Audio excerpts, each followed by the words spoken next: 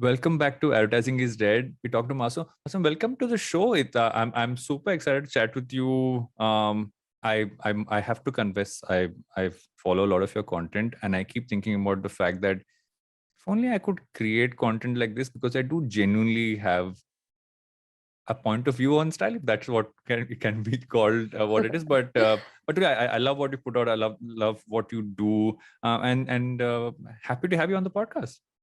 Thank you, Varun. Thank you so much for having me. Excited to chat with you today. You had a bit of an interesting journey, right? Your journey has, in many ways, if you look at the creator economy today, it's interesting that your journey, in many ways, is something many people can kind of draw from, because at some point, you've been able to grow a successful business by leveraging what you have been doing as a creator, as a creative in that sense.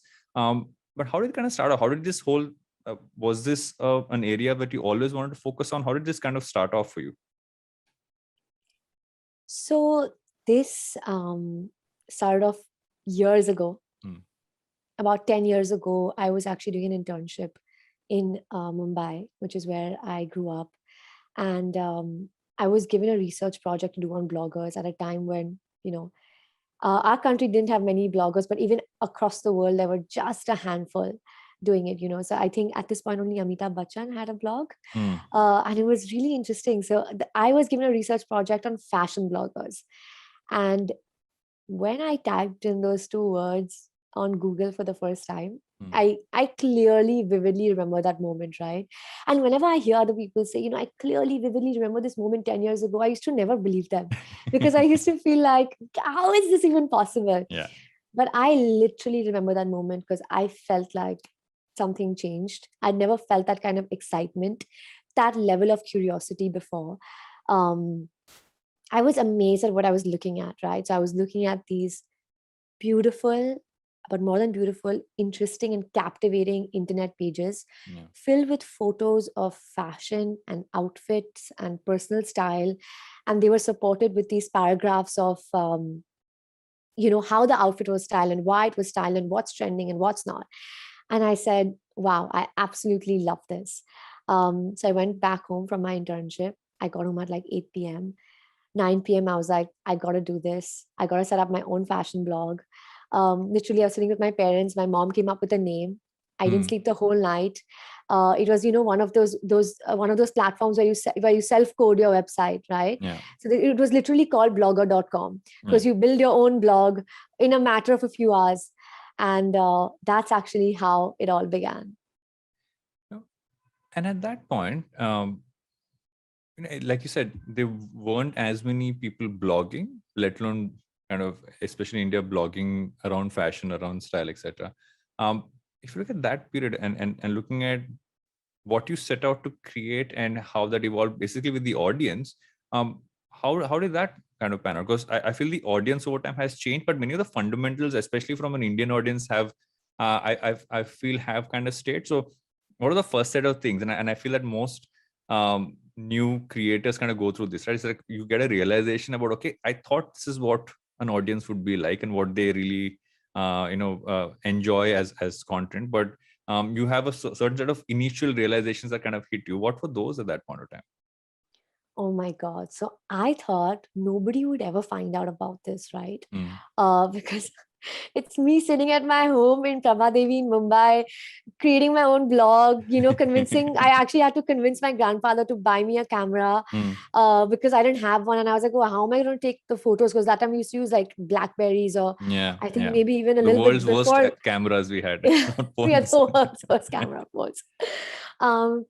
And I was sitting at home and I was like, nobody's going to see this for a while, But it was crazy. I don't know whether it was something that was so unknown or whether it was just curiosity or people were more like, what the hell does she think she's doing? But whatever it was, it worked.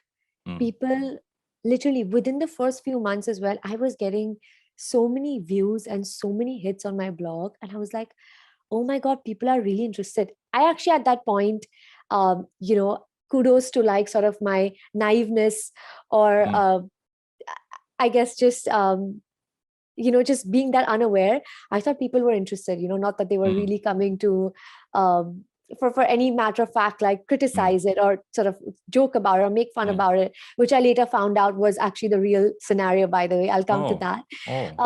But I thought they were really interested, and that played a huge role of encouragement towards me, because I was like, wow. And okay, I'm seeing so many people and so many hits and so many views. The number's 5,000. But at that point, 5,000 at that point in time was, it was like basically filling up an auditorium, right? Like 5,000 people, like filling up a theater. It was just incredible. And the only place that I was, this is pre-Instagram era, right? So the only that I would put up a blog post, and a blog post took hours to create. It's really not about that Instagram snapshot. A blog post took hours to create, and then I would post it on my Facebook page, Facebook personal like profile. Even Facebook pages were like barely there at this point. So I would post on my personal profile, and then my friends would click on it and then tell their friends about it. And it was actually a great response. So for me, it wasn't even the type of response that was alarming. It was just that there was any response at all, which just felt so good. Because I think when I started off, right, the purpose of blogging was not to have an audience, to have a community. The purpose was more about just putting my thought out into the world. Your expression. My expression. It really wasn't about that. It wasn't about that boomerang or that bounce back coming to me in terms of comments or views or likes. Like that didn't really exist in that blogging universe. Actually, and I feel many times that's one piece that we don't give fashion its due, is that it's actually a form of expression, right? Most times it's there is a tendency amongst one large set, which I think thankfully has kind of gone down now, which is to trivialize it as being at the surface. But in many ways, what your fashion sense is, or what your point of view on style, etc., is your way of expressing yourself. And so what I've also found is that any content around it which kind of taps into that genuinely just resonates with people, right? And would you say that over time, as you've been creating, it's become a lot more about your expression? Whereas initially, I know that all of us start off with, okay, let's just put out what we think could be fun and cool. And I think everybody starts off with fun and cool. But how soon did it become about what you really wanted to express and share out there? So, Varun, for me, genuinely from day one started about what I wanted to express. Because I had different ideas when it came to fashion.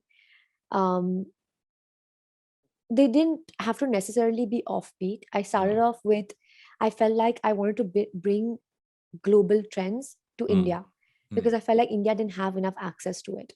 So, I was talking about palazzo pants, which is pretty basic, but 10 years ago, it really wasn't. And I was talking about how to style it. So for me, it's always been about putting that expression out there. I think, in fact, what you're talking about, being fun and cool, I think I've had that phase in the middle of my career. Okay, that's interesting. So yeah, so and I feel like, because it's also been such a long time and the industry has evolved so much, for me, I've had so many points, so many breaking points where I'm like, is this what I started out for? Is this what I really want to do? How am I serving my audience? How am I serving myself?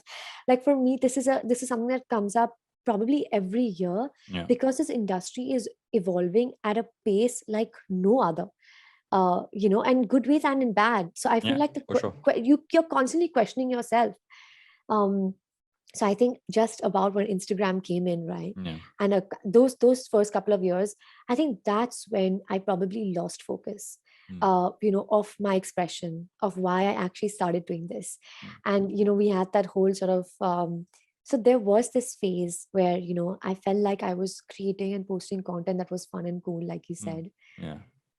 And, but very soon, whenever you're doing something, right, whenever you're doing something to please somebody else or to be accepted, is the best way. It doesn't last long.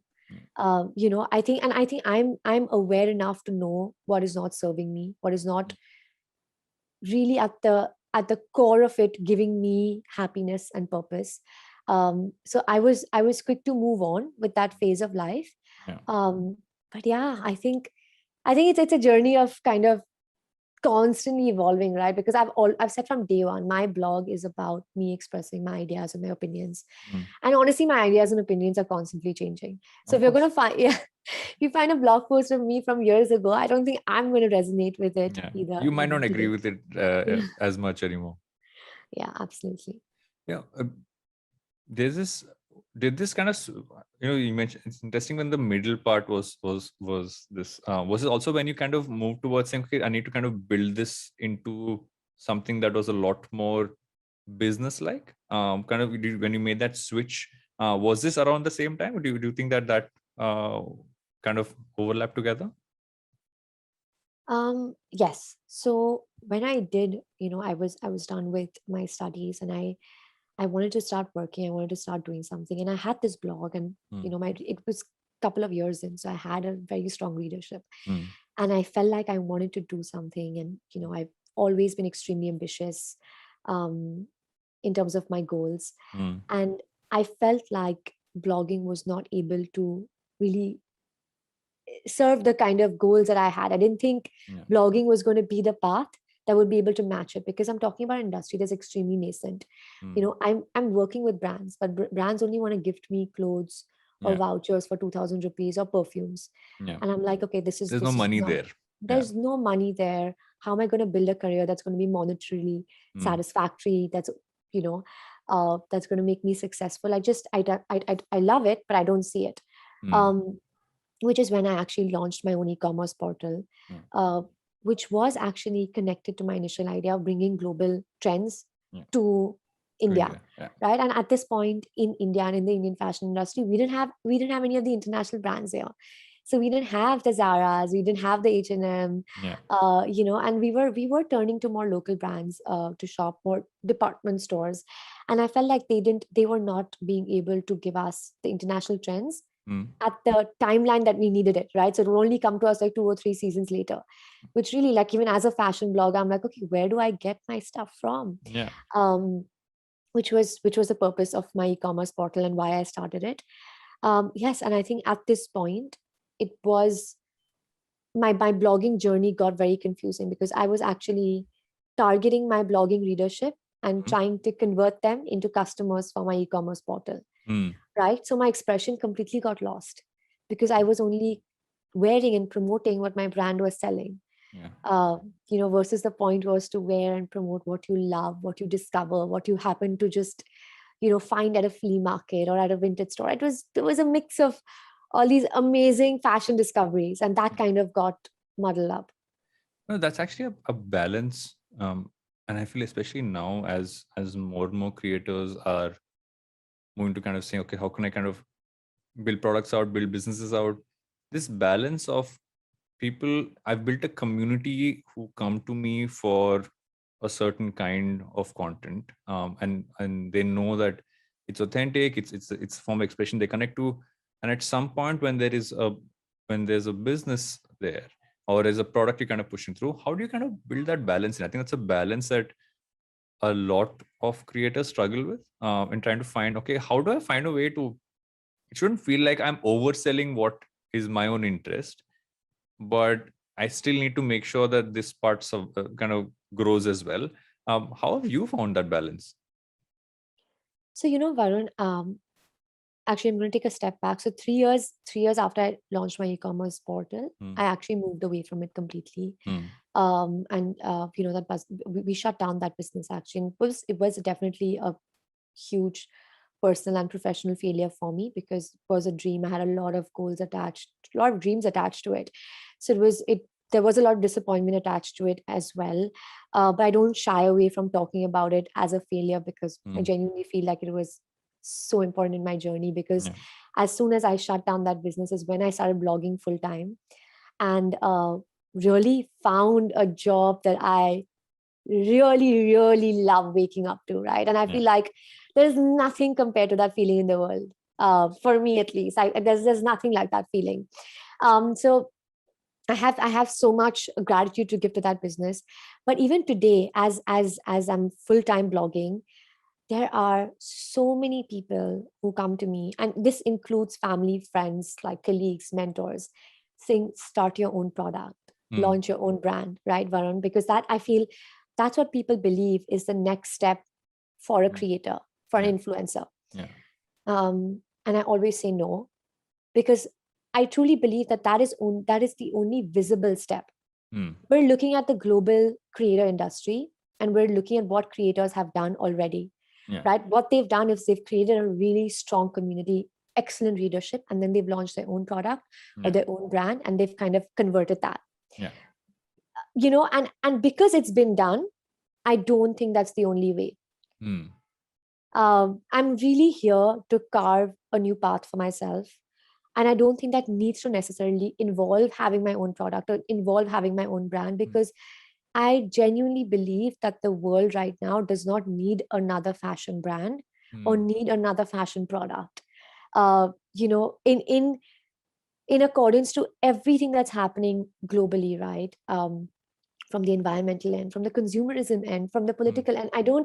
I genuinely believe that we need more thought and we need more experiences compared to needing more products and needing more brands. And there are some amazing exceptions to this. And, I might come up with a brand that could maybe cater to both. But do I really feel like the need to launch a product today because that's the only path that creators have set across, the entire world, and that's the given next step for a creator? Because I get this question a lot, right? You have a following of 1 million people. What is the next step? What are you going to do with these 1 million people? Exactly, and I always get this crazy example, if you had to 10,000 people, if you sold a product with 100 rupees, this is how much you would make. To 10,000 people, if you'd sold a product with 1,000 rupees. And I feel like this sort of culture of hustle kind of takes away from, and I think also because I had that e-commerce business, right? I had that product. I've already been through that phase and that experience in the midst of my career. And now I'm sort of on the other half of it. So because I've had that, I've realized that there is so much more that creators can do. It's just a very unknown industry. It's such a new industry. And as an industry, I think everyone is also making so many mistakes, right? Me included. So I think we're all learning, like we're all kind of just learning on the job, which is really interesting, but it's also hard for others to accept. No, I find it. I always love it when someone talks about failure as something that you learn from, and almost like the way it pushes you towards a direction of finding, like the fact that when you were talking, I know the fact that you said, okay, it failed, but you found something that is the happiest job to wake up to every morning. That's why at some point, and failure becomes that's stepping stone in many ways. But if you look at that point, what are your key learnings from that phase that made you kind of almost say, okay, this is how I am going to be as someone who creates content, as someone who focuses on what I do? What were your key learnings from that point? So I think my first learning would be that, like I said, I was extremely ambitious, still am. I connected that ambition solely to monetary goals and to goals that others defined as success.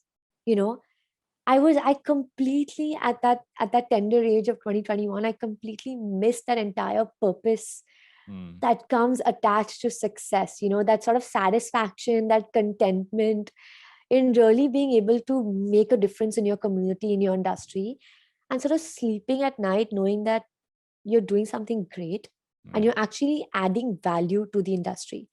I think I completely missed that.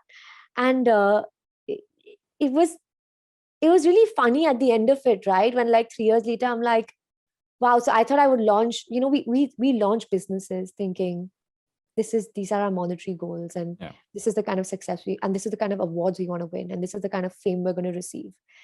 But we're never, I truly believe this, right? We're never going to be able to achieve all of that if it's not backed by purpose. So true. And even if it comes, right, even if the money, the fame, all of it comes, it's not going to be long term if it's not backed by purpose. Because as whatever we put out there is going to come back to us. And if we're not fueling from the heart, at some point, at some point, our output is going to run out. The only way the output is kind of everlasting is if it's really coming from within. I think that's beautiful, right? Because at some point, that's what I feel is the big struggle. The big struggle is that, and you mentioned this earlier as well, is that that you constantly question what your purpose is, because at some point, as you start to monetize, as you start to say, okay, what are my numbers like, what's the data like, and many of those things kind of come in from time to time. There's a need from time to kind of stand back and think, okay, why did I start doing this in the first place? What do I enjoy about it? It might not even be the data is enjoyable many times. I'm going to put that out there for sure. But I feel like that purpose point, I think, is very important, because at that point, that's going to drive you to make better content. It'll actually make you more successful than any monetary focus can. And I'd say when you start doing this, I think when I look at your content, what I really like is the fact that I can't differentiate if you've done something for a brand or if you've done something just because you wanted to.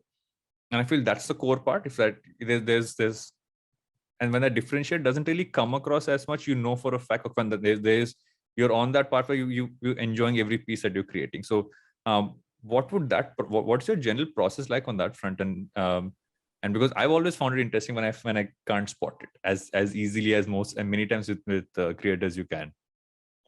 So, Varun, for me, I love my clients, right? I love the brands that I work with, and I've come and I've seen this industry at a point where influencers and content creators in India especially always made it creators versus clients, creators versus PR, right? That has been the general consensus, which I think is a very negative mindset, right? You can't have that. The clients are, in the end, they're putting the food on your table. I have to butt in here and say this, that I was once moderating a panel which had a lot of brands in the audience, and there was a person from a was it a creator, or I think it was a creative manager, who said that when our content goes down is when we have our brand integration in front of a set of brands. And I remember giving a rebuttal saying, but the brands are paying to be a part of it. So it's your job to make sure it doesn't go down. But yeah, I totally agree with you on what you just said. Sorry, I came in. Yeah. So I think the mindset and the approach has maybe just started off on the wrong foot. And like I was saying, this is an industry where there is too much example taking, there's too much referencing happening, right? Because it's such a new industry. So people are only looking at what others are doing. They're very afraid to create their own path because they don't know what's next. And I think there is a sort of constant battle and constant complaining that you hear on the internet, which I think is very wrong. For me, I love my clients. There are so many times when clients are unhappy with my content, right? Naturally, it's a business. And I think that used to be very, very difficult for me in the beginning, because I used to take it very personally. Because I had a hard time separating sort of Masoom the brand from Masoom the person. So I felt very personally attacked. But now whenever sort of that sort of a situation happens, and this is where the entrepreneurial side also kicks in, right? Having a business, being a part of a lot of other businesses today. I realize that today, if I am paying a creator so much money to create content, I'm going to have expectations, and I always think about it that way. When I'm creating content for a brand, I ask myself that if this was my brand, or if this is one of the brands that I'm attached to today, what kind of content would I want a creator to create is one, but also what kind of a approach do I want the creator to have towards my brand? It's so important for a creator or for me to also love what I'm talking about, because if you don't, the audience is going to see it. Audiences are very intelligent, and if I'm talking about the Indian audience, oh my god, they are really, really intelligent. They're looking at everything, and this is something I've learned in 10 years, is they absorb energy, they recognize energy. They literally, I have posted about brands on a day where I've been maybe tired or something, that there's been times, like, I can't say I love every brand that I've promoted. I'm learning along the way, right? There have been times where maybe I've promoted something that I've not been as attached to, and I've seen the audience pick up on that, right? Which has been such a great learning. But it's also been an important realization. I have a bunch more questions, but I do know that I've gotten my prompt to go in for a break. So I'm just Okay. going to do that, and we'll be right back with Advertising is Dead. Welcome back to Advertising is Dead. We still talk to Masoom. One of the pieces that kind of also hit me while you're speaking before we went in for break was, in many ways, when you almost treat clients you work with or brands you work with as almost like you're invested in them because they're invested in you, it also forms a far more integral, I'd say, way of working where you almost find a balance there, and you don't make it transactional, because I think a lot of times the more transactional it gets from either side, and it's not just one sided on that front, it shows. And what you said before we went to a break makes total sense, because that's literally what one big problem is and I feel it's two-sided. The brands also do it, so do creators. And so if you had to kind of put down something, if you want to really be able to do this, if you want to work with all kinds of brands, as a creator, these are key pieces that you should kind of keep in mind. What would those be? So I think, one thing that I always do is I tell the brands and the partners that I'm working with that let me conceptualize and let me ideate the concept, right? And this is something that brands are not always open to, but I personally, me and my team coax them into it. And I think this is something that brands need to be more open to for a better, more beneficial relationship with creators and a better, more impactful association.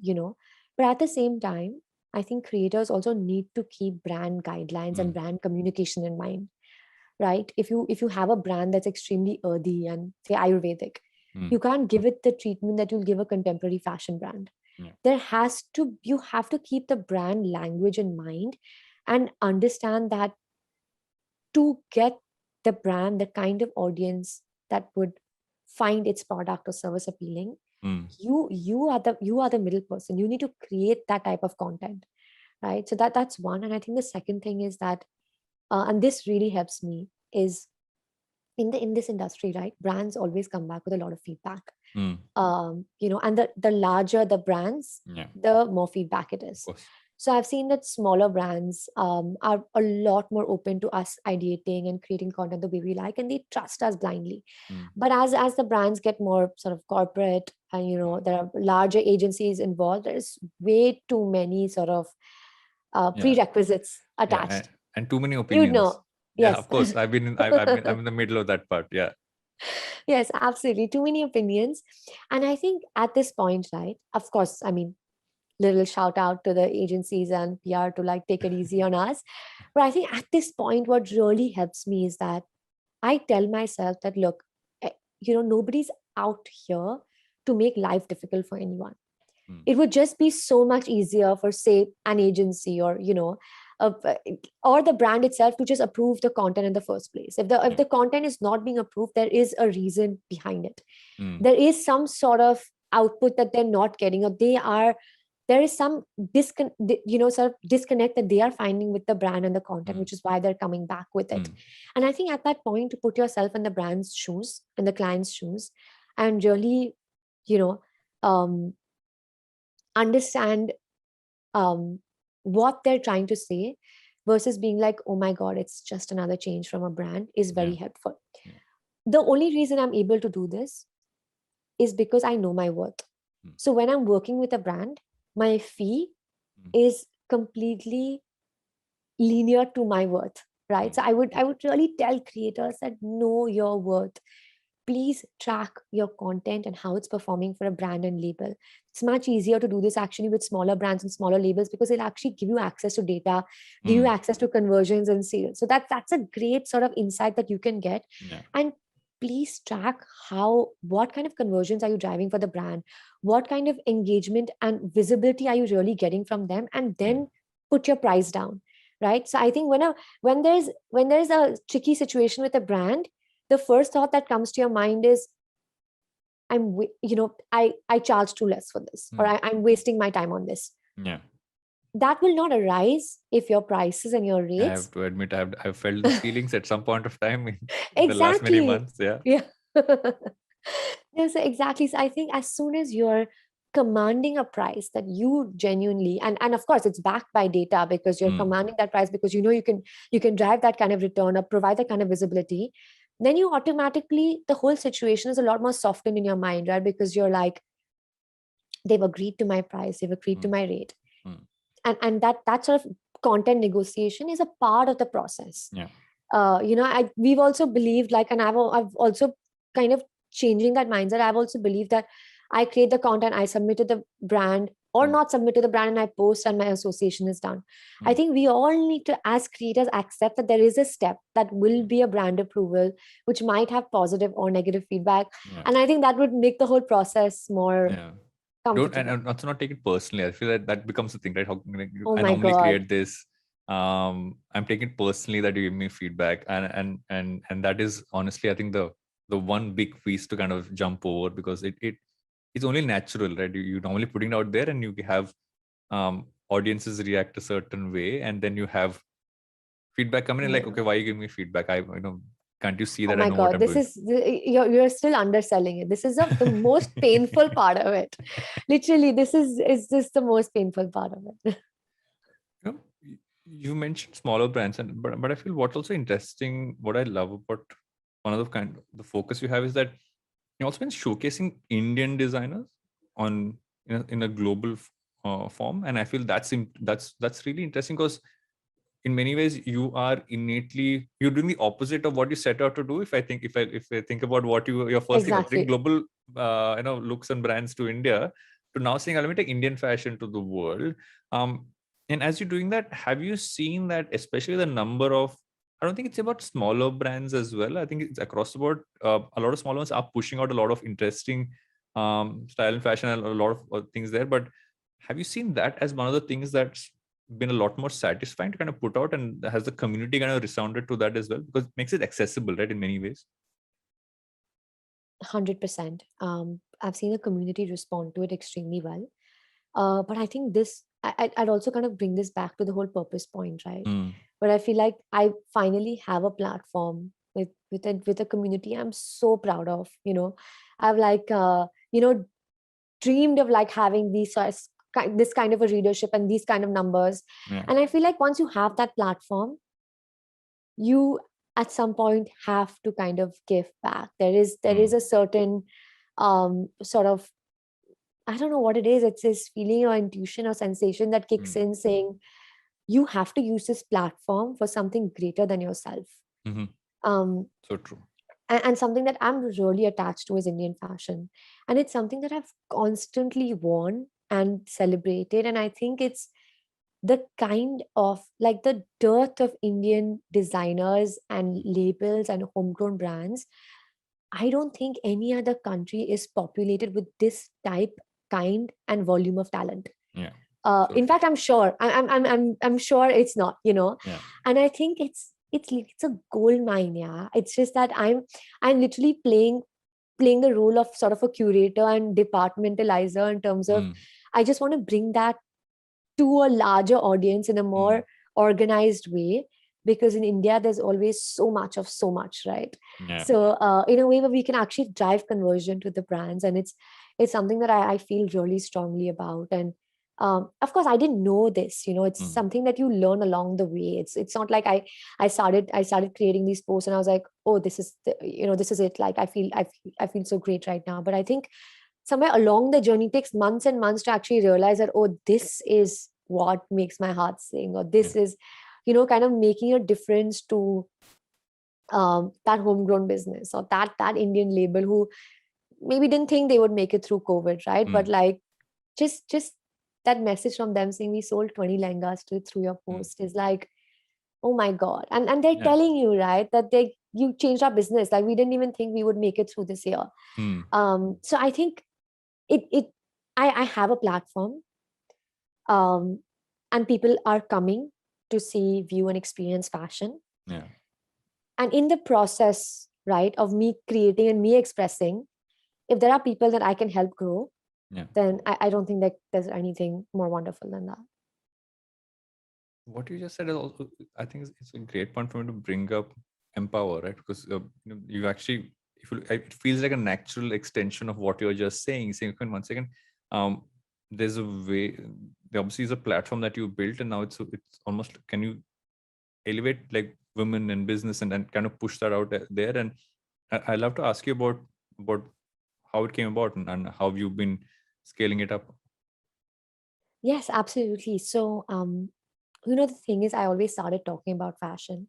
And like I said, my journey has been very confusing in terms of I've always had this, Yeah. just like, what the hell am I doing? And there's also, Varun, been parts where what type of content am I creating? Like, who am I creating? Like, I Who are you did making this. it for? Yeah. Who am I making it for? Are they listening? Like, I remember about 6 years ago, I did this gratitude challenge on my platform, right?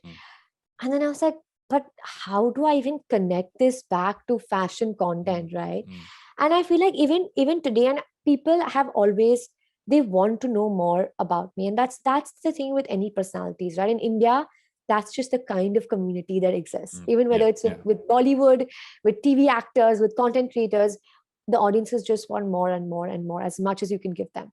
So I'm a very I have a lot of different sides to me. I'm an extremely passionate person about a lot of categories and a lot of subjects in my life. And fashion is one of them, which I've converted into my career. But I have a lot of hobbies and lots of things I'm passionate about. And my audience keeps asking me for more and more of these different things, right? And I felt like the one thing that I really wanted to answer and give back to, because there's a lot that I also don't want to talk about, right? Like my spiritual journey, for example, is not something that I feel like I want to indulge with my internet community with, for example. It's something that is more private and personal to me. But something that I really wanted to, indulge my community with is my entrepreneurial journey. The sort of the business and the entrepreneurial lessons and failures that I've had, and how I can actually use that to create content that's focused to more women entrepreneurs, women led businesses, women at work, because that is something that I really think, again, comes back to my purpose, another side of it. But I really think, in India especially, we could do it. That's an area that requires additional help. Where the numbers at which our numbers of women in the workforce is alarming, and it's literally like, it's not even at a low rate, it's decreasing currently. So it's just, and I do think that if I can make a difference to the fashion community with my content, I want to go an extra step further. And so this is a separate series that I've started, where I'm talking about more professional tidbits.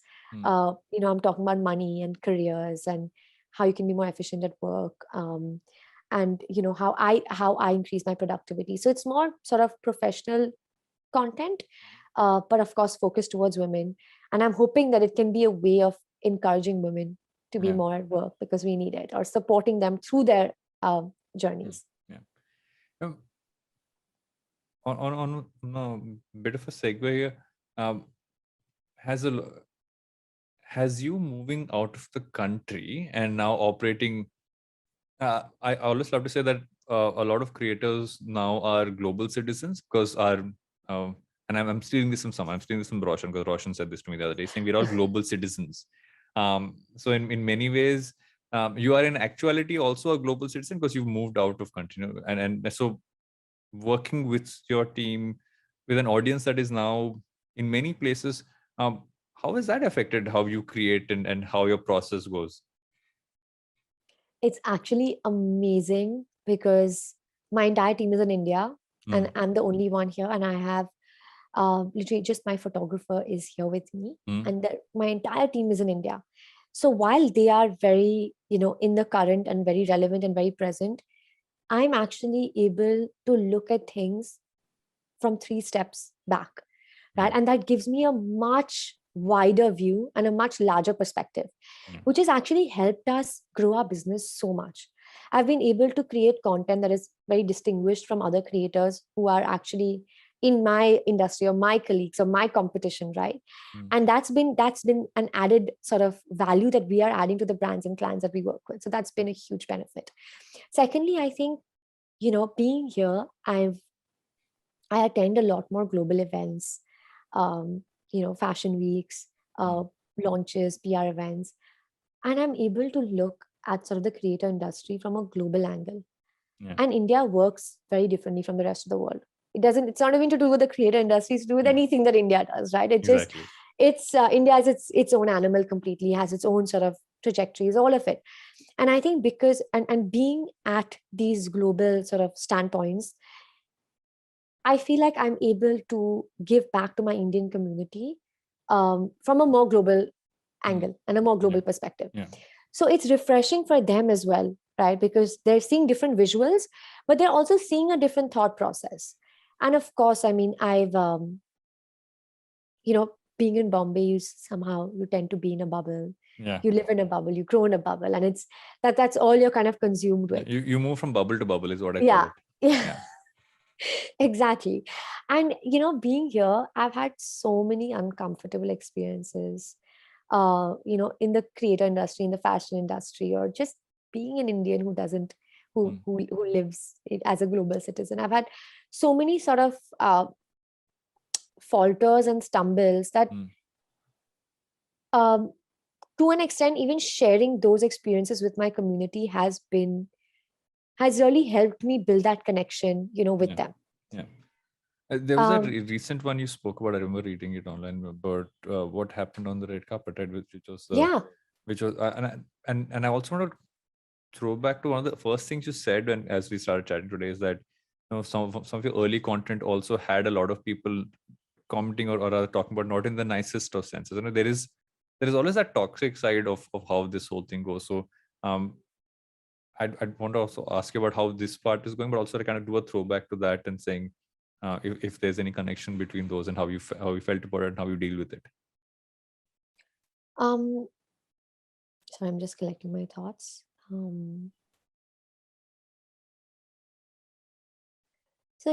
So with the red carpet experience, I think, to be very honest, I'm already uncomfortable and at a certain level of discomfort when I'm going there, because people are surprised to see an Indian face there. That doesn't look like a Bollywood actress. Yeah. That's not like a 6 feet, with a perfect figure, and that they're surprised, right? So that the initial reaction already puts me into discomfort. Yeah.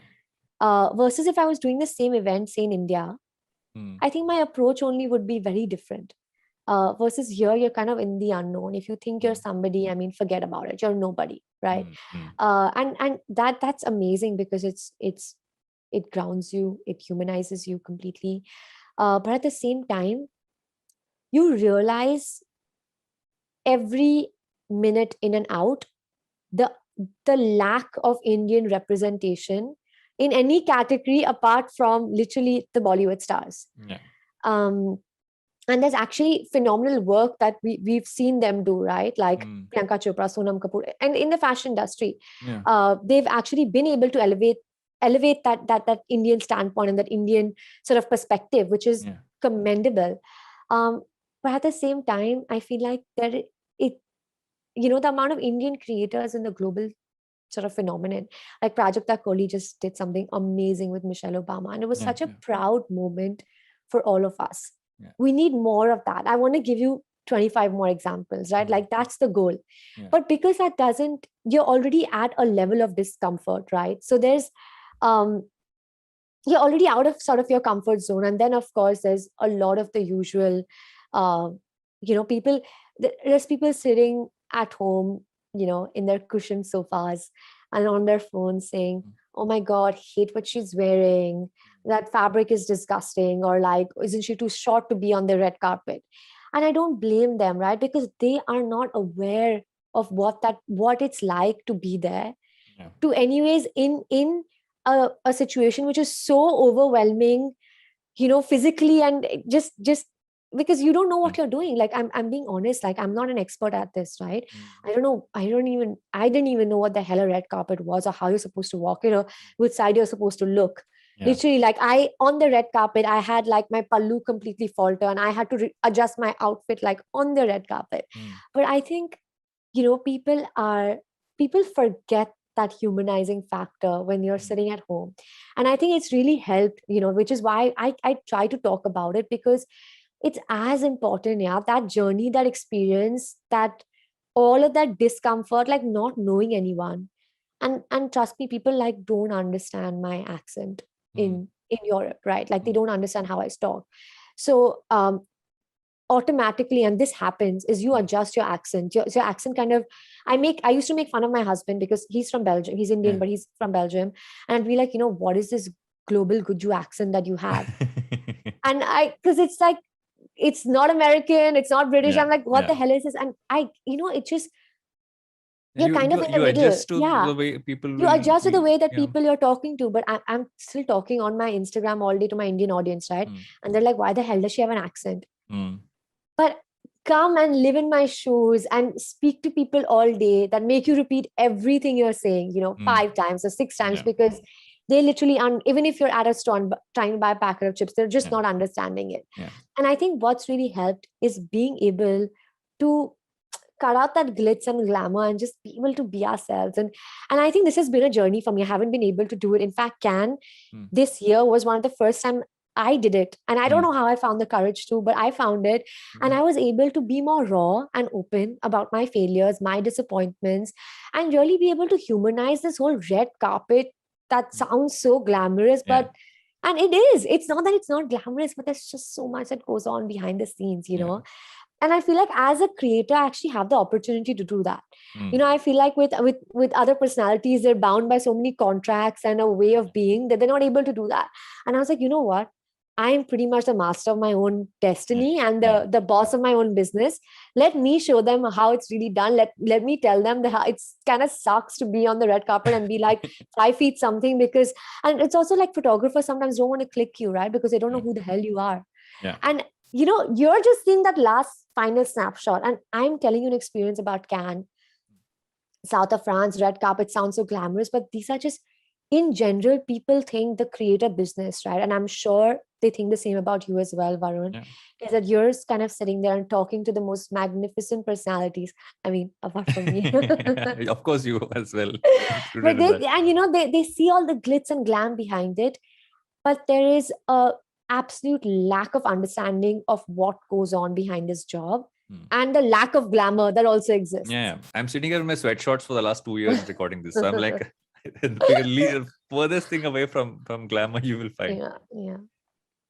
But I feel it's also important to share this, like you said, right? Because you were able to share it, it not only humanizes it, but also makes people, it's important to make people see what this can kind of do. Because I feel that creators have this unique balance of, there's your personal life, there is the professional side of what you're doing, as well as your creator side, and there are 3 different sides. And you're trying to balance all 3 together. And in between that, in many ways, a part of this cycle is the feedback and the conversation loop that you have with your audience, or whoever is saying something to you, whoever's in front of you. So it is a constant balancing act. And at some point, the more the audiences realize it as well, at some point, and I don't know, I'm being extremely optimistic here, that maybe that part will be the easiest part to balance. I don't think it'll ever be, but I feel that that's the only way it can go. Absolutely. So the way I do it is I remove the third part and I divide it into 2. So I do Masoom the brand and I do Masoom the individual, right? And my audience connection, I give to Masoom the brand. So basically the way I look at it, Varun, is I've stopped using social media for personal purposes. It's the only way for me to be sane, right? So every time I go online, it's work. I'm clocking working hours. And that's the only way to look at it. So beyond a 9 p.m., I'm not checking my phone. And I'm genuinely not checking my phone. I'm not on Instagram at all. I have really long working hours. So I'm kind of balancing that. But basically every time I'm online, it's this person. It's Masoom the brand. It's not Masoom the individual. And that helps to solve so much, right? Because whether it's whipping out my entrepreneurial side or connecting to my audience or, any of it, it's Masoom the brand. So if Masoom at work, if she's having a busy work day, then she doesn't have time to talk to her audience. Because if she needs to talk to her audience, it needs to happen in working hours. It's not something that can happen post dinner. And drawing that line is been so hard. And okay, come on, it's taken like 10 years because I'm only I've had this realization since basically 6 months of my life. But it's been a game changer. Just being able to separate. So even when there's a demand or a request from an audience, I know who's responding. It's Masoom, the brand, that's responding. Even if I'm being vulnerable, it's still Masoom, the brand, that's being vulnerable. It's not Masoom, the individual. That person is reserved for her family and her friends and her inner circle, and reading and dancing and doing the things that she loves. And if she wants to post a dance video that she really loved, it'll go to her team first. And then we transfer to Masoom, the brand. And it's a lot of lines, but the kind of world that we're living in and the kind of impact that the internet can have on our mental state and our physical state, actually, because my fingers are all messed up now because of the phone. So our physical state as well. I think we also need to make drastic lifestyle changes to just adjust to that. Someone noticed this the other day, and I hadn't realized it, that I can actually type without looking at the touch screen. So I was just talking to someone and my fingers are still typing. Like, what are you doing? I'm like, I'm typing a message. And they're like, you're not looking at your screen. I'm like, it's so natural now that I don't have to look. I can just I know where the keys are on a touch screen. I still cannot type on a keyboard without looking at the keys. But I guess some way I learned typing in that sense. This demarcation is interesting because I think that's the key struggle, right? As more and more of us look to say, okay, how do we monetize? How do we build this into a business? How do we that separation? Because we all started using social media as individuals, and after a point, you make that switch, saying, "No, I'm doing this as a creator and as a brand." Exactly. And to draw that line, saying, "Okay, what is personal and what is the brand?" It's tricky because, well, you almost are separating your personality into two, but I guess I love what you said about giving it an intent. At this time, this ends, and then you take it from there. I think that's one good way, but it is tricky. So the way I do it is I don't separate the personalities. I separate it by time and place, right? Because my Masoom, the brand, is all Masoom, the individual, right? To be honest. But I feel like Masoom, the individual, cannot be even a % of Masoom, the brand. And, honestly, this really impacts who we are as people. Like constantly being on the internet and constantly getting this level of validation. I can't afford this in my personal life. Like I'll drive my husband and my parents and my best friends crazy. And, this realization has obviously not come out of nowhere. I've obviously been at a breaking point where I feel like I'm going batshit crazy if I don't find a solution to this. Right. So there's been a point where I've kind of been so controlled by what the internet thinks of me, or been so crippled by the fear of being cancelled, which has kind of brought me to this division and being able to understand this. But of course, I mean, the audience connects with who Masoom is, and it's so confusing, right? Because it's actually the same person. The same like multiple persons. That's it. So I divided by time and by place, and that's very helpful. That's a perfect point for me to actually go into towards the last segment of the show. But I know that there's a second break coming. We're doing second breaks now. So we're going to go in for another break and be right back with Advertising is Dead. Welcome back to Advertising is Dead. We're still talking to Masoom. Masoom, this is the last part of the show where most of the questions have always stayed the same over the years. And I will continue to keep them that way. What do you spend a lot of time doing beyond what people know that you spend a lot of time doing? Oh, I spend a lot of time with my family and friends, more than you can imagine. That is actually one of the best things you can do. I have realized. I think that it's one of my hobbies. One of the things I take back from the last 2 years of being almost 2 years of being in lockdown is that this is the most amount of time I've spent at home, but that's been the best part about it. Is I couldn't agree more with that fact. For sure. What can you put together in an instant? Maggie. You have given one of the most probably it has commonly common come up. Answer. It hasn't come back. It hasn't come back in a while. So it's almost like it's come back after a while. Kind of a response has come back. what do people get wrong about creating reels? They put in too much effort. Reels is all about just get it, Reels put it together, put it out. Reels doesn't want you to edit stuff. No. They want you to create on the phone. They want it to be organic. They want it to be just, but I'm one of them who puts in too much effort. So I get it wrong as well, but it's just, you don't always have to give the platform what it asks for. Sometimes you show the platform what it needs. That actually is actually a great point, because most times you're trying to see, okay, what's it? Because the number of accounts that show up in my reels telling me how I should make reels. Yeah. And I'm like, can I just how do I get the algo not to show me those? And I have so many of those. So every fifth reel is this is how you should create reels. Look in my captions. I'm I don't want to look in your captions. Can I just go to the next reel now? No, but that's so true. Anything you've read, watched, or listened to recently that you recommend?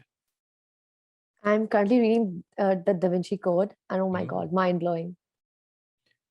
If you once you've done with that, you should actually watch all the movies as well. Yeah. The okay, movies are great. I actually like Angels and Demons as a movie more than the Da Vinci Code, and the Inferno is quite good as well. So the three of them, right? So and I know they're making I think they're making a prequel. I think. To Angels and Demons. Wow. When he was young, so when Robert Langdon was young, I think they're planning one. I'm not sure. I read it some time back, but that was pre-COVID. I'm actually thinking about, so my last question is generally a spin on the name of the show. Why do you think fashion content will not die? Why do I think fashion content will not die? Why will people continue to want to consume it? Why will it not die? Because I genuinely believe that fashion is just a way of expressing yourself. And I think expression will not die. Fashion is just another form of creation and art and artistry and expression. And that is never going to die, because that's an emotion. Emotions aren't going anywhere. So true. Thank you so much, Masoom. Thank you for coming on the show. It's been great chatting with you. Tons of insights there for creators, for brands who want to work with creators, and how to kind of look at this from a purposeful lens, how to kind of use a platform to kind of scale things up. So thank you for coming on the show, and I'm really happy we could do this. And thanks for coming on Advertising is Dead. Thank you so much, Varun. IVM